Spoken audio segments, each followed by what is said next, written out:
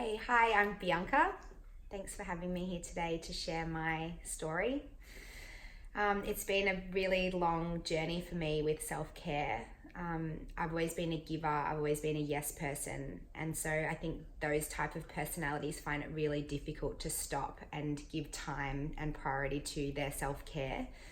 Um, Back after high school, I was studying, I was working 2 or 3 jobs, and I've always been highly sensitive and highly emotional. And I found my emotions just like a roller coaster, just the highest of highs, but then I would crash to the lowest of lows. And there was a particular relationship I was in that I wasn't treated very well, and I made a lot of sacrifices, and I was always giving. And when I finally had the courage after a year to walk away from that, I just took myself to the doctor thinking I had glandular fever or some kind of virus because I was lethargic and headachy.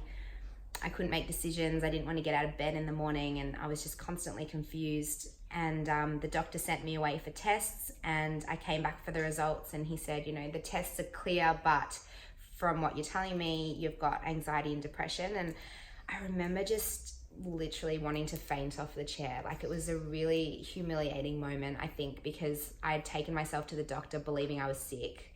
And I suppose in a way I was, but just not in the way that we speak about. And then going home and obviously had told everyone that I was getting tested for glandular, so everyone's asking what's wrong. And that was a really difficult conversation to have and just say, look, this is what I've been told.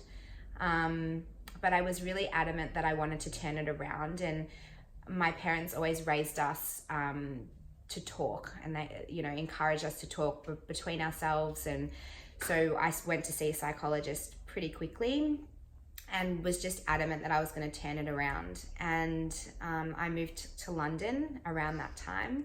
And I think in hindsight, I was probably running away. But while I was there, that was the start of my self-care journey. So I used to take myself for walks, and I'd go exploring. And I've since started calling them quantum walks, where you just walk out of your house and you don't know where you're going or what you're doing, but you just take yourself on a little adventure.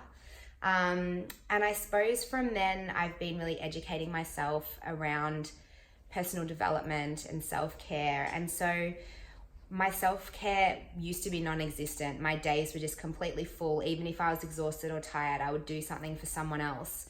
But since I was diagnosed, I feel like it's absolutely vital to take that care for myself. So nowadays, it's literally part of my weekly goal setting that I set aside specific time for my self-care. And a massive part of that for me is going to the gym, 3 or more times a week. And that just is my time to zone out. I do some positive affirmations in my mind, and it gives me energy, and it's really vital for me to have that routine. What are your affirmations that you do? Give us some examples. So I've got like my 10 commandments. So I say, you can share some of them. You yeah. don't have to share all of them. My heart is open. I'm deserving of happiness. I'm worthy of love. Love is all around me. I am enough. These kind of positive, they're just on a loop in my mind. And journaling has become a massive part of my self-care. And I find that that's such a great tool, because you might feel sad or triggered by something and you don't know why. And so journaling is my time to sit down and focus my thoughts one at a time as to what it is that has triggered me, or why am I feeling this way. And it empowers me, because I'm like, if I'm aware of what's triggered me to feel this way, then that gives me more control. And it doesn't stop the feeling, but it's just really helpful to understand more about who I am and what makes me tick. So journaling has been really, really vital.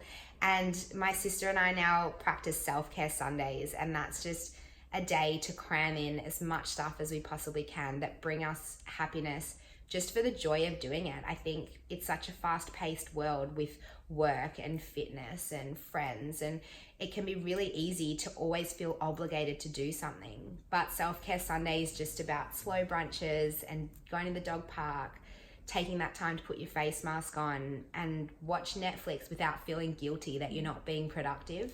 There's so much pressure to constantly be performing and being productive and working towards this future that you want, that I've really had to reprogram myself that it's okay to just stop and do something purely for the joy of it. So that's been a massive learning curve for me.